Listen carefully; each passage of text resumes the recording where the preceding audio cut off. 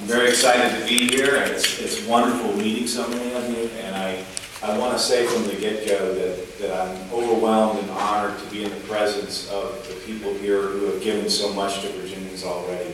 Thank you to all of you who have been contributing to Virginians for decades now. And Judy, I want to thank you. I asked my mother last week. I was born in 1964. She was pregnant with me when President Kennedy passed away, and she said she cried for days. And my parents named me John Kent Trammell after Kennedy. I was born shortly after that. I asked her about the 60s, and I asked her about the Civil Rights Act. I wanted to know what her experience was, and she didn't give me a lengthy speech about that. She said simply, John, I cried my way through the 60s. And so I thank you, Judy, for those important words. I'm really grateful for the chance to be here and introduce myself to people who may be meeting me for the first time. And hopefully I can reveal through talking about me for a little bit some things that you might expect in the next 4.5 months, which are going to be very exciting, I would say. My grandfather he's no longer alive. He died 2 years ago. He was 98. He was a very interesting man. He came from a place called McCreary County, Kentucky. Does anybody know where McCreary County is? Wow, what one person. I like to think of McCreary County as where Kentucky becomes so much Kentucky that it's almost Tennessee. Literally, behind Marsh Creek, there's a mountain where the state line, Kentucky-Tennessee line runs, and no one's been ever on top of that mountain and figured out where that line is. But that's where he grew up, on a farm with a bunch of other brothers and sisters, and they had dirt floors in the house, and they worked for everything they got. He went to Cincinnati jumping cars during the Great Depression to try to find work, and times were really rough then. He didn't find anything, and as he was jumping cars, a railroad policeman caught him. And this is interesting because usually you could go to jail for that sort of thing. But instead, the railroad policeman pulled him aside and said, look, you probably ought to just go home. And he gave him $20, which was a lot of money in those days. He put him on a car and closed the door, and my granddad ended back in Strunk, Kentucky, near McCreary County. Well, the reason I tell you this is because he came home and he decided, I couldn't find a job, I couldn't really make more money, so instead I'm gonna teach in the one-room schoolhouse here and just help the kids here in the local area. And he started doing that, and then he went to school, Western Kentucky, and he became a noted agricultural teacher and eventually superintendent of a school system between Louisville and Lexington. And who would have thought that just from that, that he would have 2 sons who are PhD professors with over 70 years of service at their institutions, grandchildren and great-grandchildren with PhDs doing scientific research all over the country. And the reason I tell this story is because education is a theme in my life. Education has opened doors for me, and of course, working at Randolph-Macon, you would expect that. But during my campaign, I hope to talk about what a gateway it can be for other Virginians who are not getting access to that the way they should. For my own part, I went back to school at the age of 27 after experimenting with working in government and contracting and working as a salesperson, and I'd always dreamed of being a history teacher.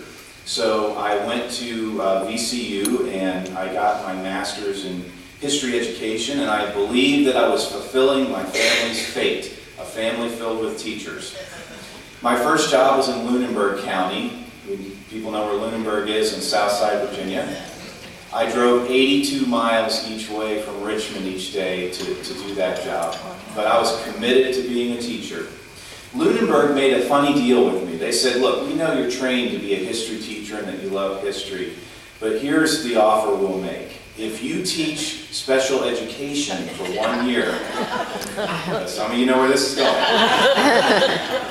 we'll make you a history teacher a year down the road. Well, the end of that story is I never became a history teacher, even though they did allow me to teach history at certain points. I found some heartbreaking things. As After I'd make that 82-mile drive and get to school, I found a place where, through no fault of the school system, there were students who were defeated, they were stigmatized, they were marginalized. I taught in a trailer 500 yards from the school where we had no contact with the rest of the community. I saw parents who were anxious and upset and worried about their children's prospects out in the so-called real world. And so ever since then, I have become an advocate for special education and students with disabilities. And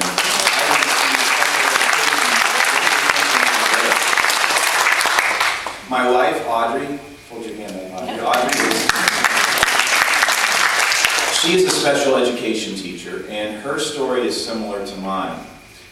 She started off as an art teacher, and she got her first job teaching special education, and she's been a special ed teacher ever since.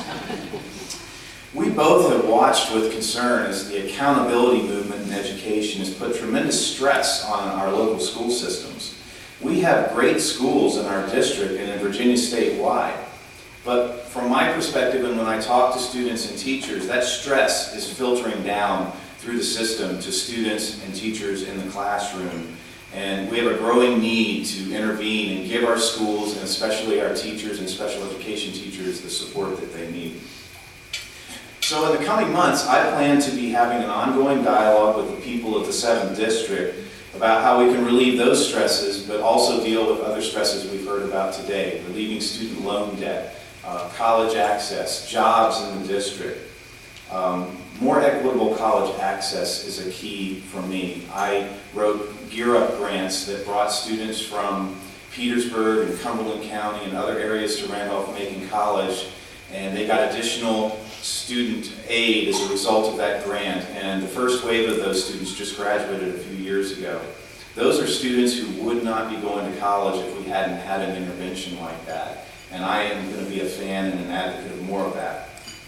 My experience is quite diverse. I began my schooling career at public school number 23 in Harlem, right in New York City. And I ended up getting my last 2 degrees here at Virginia Commonwealth, just down the street. But education has been such a gateway for me. It's allowed me to meet people who had different ideas and different life experiences than me. It's enabled me to travel. Most of my travel in my adult life has come about as a result of being involved in education. And so one of the things that I want to do in the coming months and when I'm elected is I want to make education more accessible and more equitable. I want to continue helping people go through doors that opened for me once I had that education. So again, I'm thrilled to be here today, and I thank you very much for all the excitement that's been generated. I have been overwhelmed at times, but I've got to tell you, the energy is awesome, and I want to keep that energy going. So thank you for inviting me to be here today, and for those of you that I haven't met yet, I hope to before we leave today, and thank you very much for all that you're doing. Thank you.